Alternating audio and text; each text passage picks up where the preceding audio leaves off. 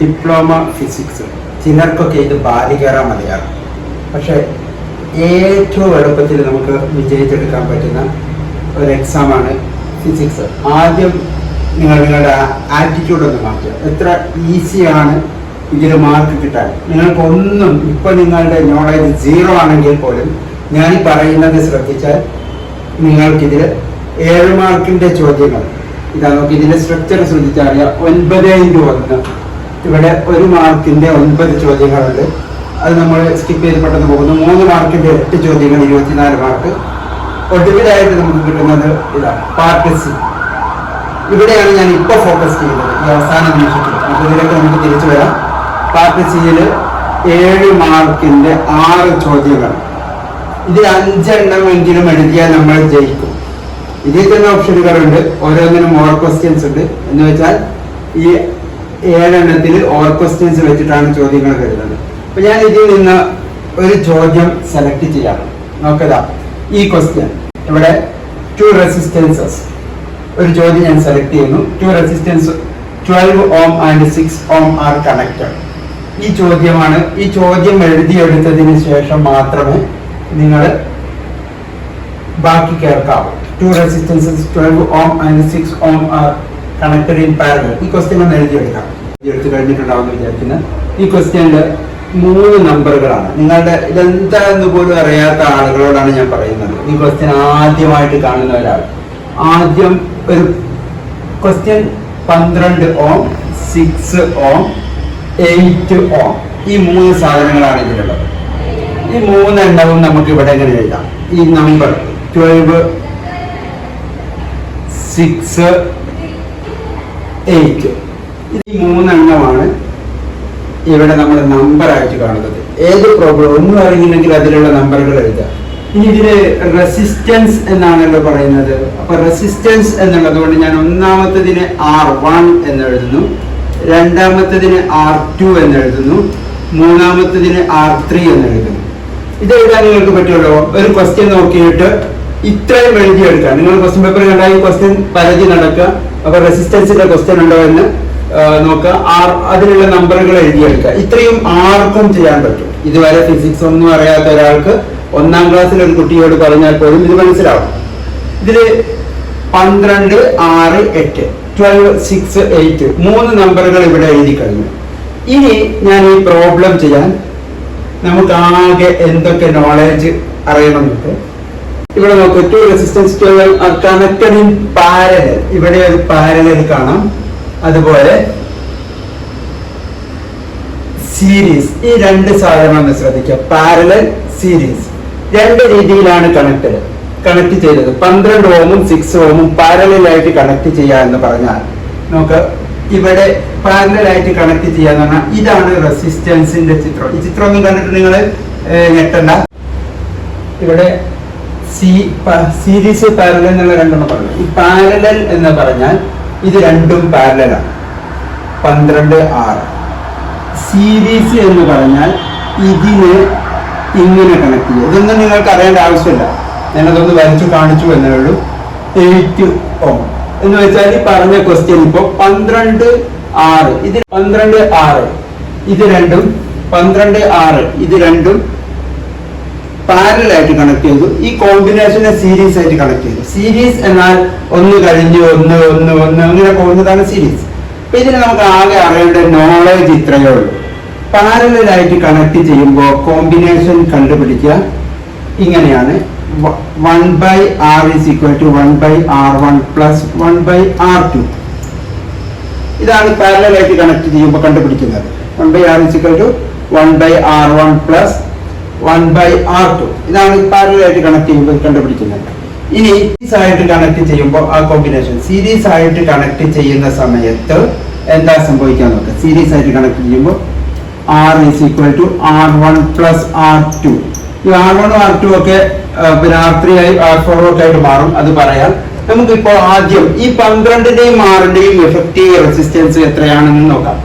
ആ റെസിസ്റ്റൻസ് ഇത്രയേ പണിയുള്ളൂ. അപ്പോൾ നമ്മള് ഈ നോളേജ് ആണ് നമുക്ക് ആവശ്യം. ഇത്രയും നോളേജ് ഇതിന് ആവശ്യം. അതായത് പാരലലിൽ കണക്ട് ചെയ്താൽ റിസൾട്ടന്റ് കണ്ടുപിടിക്കണമെങ്കിൽ എഫക്റ്റീവ് റെസിസ്റ്റൻസ് കണ്ടുപിടിക്കണമെങ്കിൽ 1/R1 + 1/R2 സീരീസ് കണക്ട് ചെയ്താൽ രണ്ടും കൂടി ആഡ് ചെയ്താൽ മതി.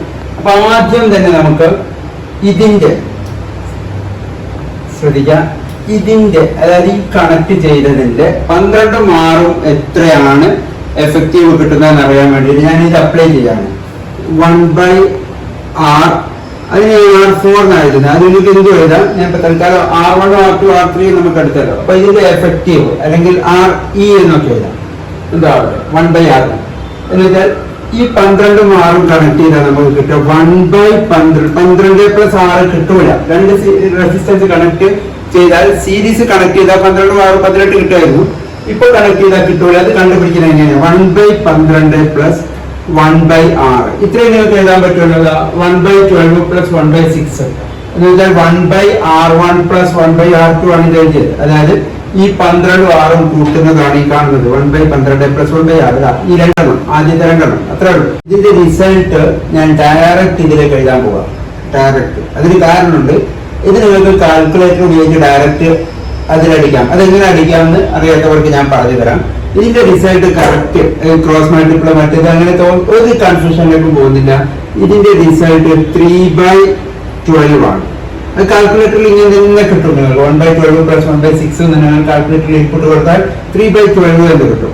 1/RE ആണ് 3/12. അതായത് ഈ സംഭവം ആണ് 3/12. കണ്ടോ?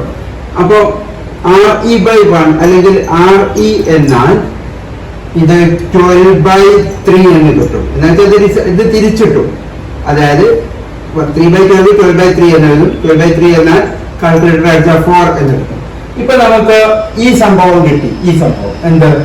ഇതിന്റെ രണ്ടിന്റെയും കൂടി റിസൾട്ട് ഉണ്ട്. എന്ന് വെച്ചാൽ ഈ 12ഉം 6ഉം ചേർന്നാൽ എഫക്റ്റീവ് ആയിട്ട് 4 ഓം റെസിസ്റ്റൻസ് നമുക്ക് കിട്ടുള്ളൂ. ഇനി ഈ 4 ഓം 8 ഓമും സീരീസ് ആണ്. കാരണം ഇതിന്റെ ഇതും സീരീസ് ആണ്. അതുകൊണ്ട് സീരീസ് ആണ് എന്താ ചെയ്യാം? രണ്ടും കൂടി കൂട്ടിയാൽ മതി. അതായത് ഇത് രണ്ടും കൂടി ചേർന്നാൽ കിട്ടുന്ന റിസൾട്ടന്റ് 4 ആണ് എന്നുള്ളതാണ് പറയുന്നത്. ഇത് രണ്ടും കൂടി ചേർന്നാൽ 4 ആണ് കിട്ടുക. അപ്പൊ ഈ 4ഉം 8ഉം സീരീസിലാണ്. 4ഉം 8ഉം സീരീസിൽ കിട്ടാൻ ടോട്ടൽ റെസിസ്റ്റൻസ് നമ്മൾ ഫൈനൽ റെസിസ്റ്റൻസ് കിട്ടേണ്ടത് ഈ 4 + 8 ആണ്. 4 + 8 എത്രയാ? 12. ഇതെന്തുകൊണ്ടാ? 12 ഓം. ഇത്രയല്ലോ, കഴിഞ്ഞു. ഇതിനാണ് 7 മാർക്ക്. എന്ന് വെച്ചാൽ ഈ 4 എങ്ങനെയാ കണ്ടുപിടിച്ചത് എന്ന് കൂടി നോക്കാം. ഈ 12ഉം 6ഉം പാരലലായിരുന്നു. പാരലലിന്റെ എഫക്റ്റീവ് റെസിസ്റ്റൻസ് നമ്മൾ ഈ ഇക്വേഷൻ ഉപയോഗിച്ച് കണ്ടുപിടിച്ചു. 1/12 + 1/R ഉപയോഗിച്ച് കണ്ടുപിടിച്ചു. അത് 4 ആണ്. 4ഉം 8ഉം സീരീസ് ആണ്. അത് തമ്മിൽ ആഡ് ചെയ്താൽ മതി. അതായത് നമ്മളിപ്പോ ഈ 12 ഓം എന്ന് കിട്ടി. അതായത് ഈ 4ഉം 8ഉം ആഡ് ചെയ്തു. ചുരുക്കി പറഞ്ഞാൽ ഇങ്ങനെയുള്ള ഒരു ക്വസ്റ്റ്യൻ, ഇനി നമുക്ക് ക്വസ്റ്റ്യനൊക്കെ ഒന്ന് മടങ്ങി പോവാം. എന്താ സംഭവിക്കുന്നത്? ഇങ്ങനെയുള്ള ഒരു ക്വസ്റ്റ്യൻ ഇതാണ് നമ്മൾ ഇവിടെ തുടങ്ങിയത്. അതായത് തുടങ്ങിയത് ഒന്നുകൂടി വിവരിക്കുകയാണ്. ഈ 12 ഓം 6 ഓം 8 ഓം അത് നമ്മൾ ഇങ്ങനെ എഴുതി. അതെന്താ സംഭവം എന്ന് നമ്മൾ കണ്ടുപിടിച്ചു. 12 ഓം 6 ഓം 8 ഓം എന്നുള്ള ഈ രീതിയിൽ കണക്ട് ചെയ്തത് ആ ക്വസ്റ്റ്യൻ ഉണ്ട്. അപ്പൊ നമുക്ക് സീരീസ് കണക്ട് ചെയ്താൽ രണ്ടും കൂടി കൂട്ടിയാൽ മതിയായിരുന്നു. പക്ഷെ ആദ്യത്തെ രണ്ടെണ്ണം കണക്ട് ചെയ്തത് പാരലലാണ്. Connected in parallel. അതൊന്നും നിങ്ങൾ ആലോചിക്കണം. ആദ്യത്തെ രണ്ടെണ്ണം കണക്ട് ചെയ്തത് പാരലൽ ആയതുകൊണ്ട് 1/R1 + 1/R2 എന്നുള്ള ഇത് ചെയ്തപ്പോൾ നമുക്ക് 3/12 അല്ലെങ്കിൽ ഇതിന്റെ റിസൾട്ട് 4 എന്ന് കിട്ടി. ഇനി നിങ്ങൾ ഈ 4ഉം 8ഉം ആഡ് ചെയ്ത് 12 എന്ന് കിട്ടിയാൽ നിങ്ങളുടെ ഉത്തരം. അതാണ് ലാസ്റ്റ് ചെയ്ത് വെക്കുന്നത്. അതൊന്നും കൂടി ഇവിടെ ഞാൻ ചെയ്യാം. ഈ ലാസ്റ്റ് ഫൈനൽ റിസൾട്ട് ഇതാണ്. R എഫക്റ്റീവ് ഫൈനൽ റിസൾട്ട് വരുന്നത് ഈ 4 ഓം + 8 ഓം ആണ്. ഈ ഓം ഒക്കെ എഴുതാൻ നിങ്ങൾക്ക് ബുദ്ധിമുട്ടുണ്ടാകുന്നു. എഴുതേണ്ട 4 + 8 എത്രയാ? 12 ഓം. ഇതാണ് ഇതിന്റെ റിസൾട്ട്. ഇത്രയും എഴുതിയാൽ 7 മാർക്ക് കിട്ടും. അതായത് ഈ ബോർഡിന്റെ ഈ സൈഡിൽ കാണുന്നത് എഴുതിയാൽ, സൈഡിൽ കാണുന്നത് ഇത് നമുക്ക് ആവശ്യമായിട്ടുള്ള നോളേജ് ആണ്. ഈ സൈഡിൽ കാണുന്നത് എഴുതിയാൽ 7 മാർക്ക് കിട്ടുക. എനിക്ക് തോന്നുന്നത് 7 മാർക്കിനൊന്നും ഇല്ല എന്നാണ്. ഇത്രയും ചെറിയൊരു സംഭവം നമുക്ക് പഠിച്ചെടുക്കാൻ പറ്റൂലേ? അപ്പൊ ഇനി അടുത്ത ക്വസ്റ്റ്യനിലേക്ക് വരാം. ഇതൊരു 7 മാർക്ക്. ഇത് ഇനി ഞാൻ ഇതിന്റെ ആൾട്ടർനേറ്റ് ആയിട്ട് വരുന്നത് ക്വസ്റ്റ്യൻ ഉണ്ടാവും. ഇപ്പൊ രണ്ടും 12 ഓം ആവും. ഇവിടെ 12 ഓം, ഇവിടെയും 12. അങ്ങനെയാണെങ്കിൽ ഇവിടെ 12, ഇവിടെ 6 എഴുതിയതിന് പകരം 12 എഴുതണം. കാൽക്കുലേറ്ററിൽ അങ്ങനെ കൊടുക്കണം. അത്ര മാറ്റിയുള്ളൂ. അത് നമുക്ക് ചെയ്ത് പഠിക്കാം. അതിനു മുമ്പ് ഇത് ക്ലിയർ അല്ലേ? ഒന്നുകൂടി ക്ലിയർ ആയിട്ട് നോക്കാം. വളരെ സ്ലോയില് ഈ പ്രോബ്ലം ഒന്നുകൂടി കാണാം. എന്നിട്ട് ഒന്നുകൂടി കണ്ടതിന് ശേഷം നിങ്ങൾക്ക് ഇത് കിട്ടുന്നില്ലെങ്കിൽ എന്നോട് പറയാം. ഈ 7 മാർക്ക് ഞാൻ ഉറപ്പിച്ചു തരാം. ഇങ്ങനെ ഒരു 4-7 മാർക്ക് ഉറപ്പിച്ചാൽ നമുക്ക് 28 മാർക്ക് കിട്ടും. ബാക്കി 2 മാർക്കൊക്കെ എല്ലാവർക്കും കിട്ടും. അപ്പൊ ഒന്നും അറിയാത്ത ആളുകളോടാണ് ഞാൻ ഈ പറയുന്നത്, ഇന്ന് മുതൽ നിങ്ങൾ ഇതൊന്ന് ഫോളോ ചെയ്താൽ നിങ്ങൾക്ക് ഫിസിക്സിൽ പാസ്സാവാം. ഷുവർ. ഓക്കെ.